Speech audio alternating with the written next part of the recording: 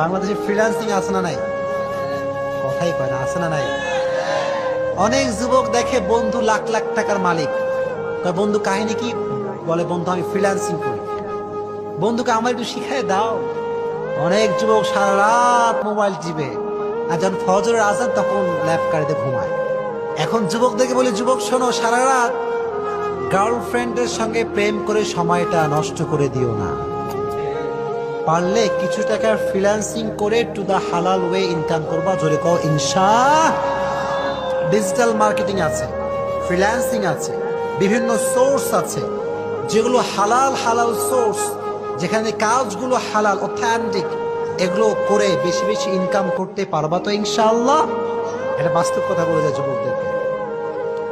তুমি নিজেকে প্রতিষ্ঠিত করতে পারো। আজকে তুমি মেয়ের পেছনে ঘুরছো যুবক, তুমি সফল হলে মেয়ের আব্বা তোমার পেছনে লাইন দিবে। চিল্লাই কও ঠিক কিনা? বাংলাদেশে ফ্রিল্যান্সিং আছে না নাই? কথাই কয় না, আছে না নাই? অনেক যুবক দেখে বন্ধু লাখ লাখ টাকার মালিক, কয় বন্ধু কাহিনী কি? বলে বন্ধু আমি ফ্রিল্যান্সিং করি।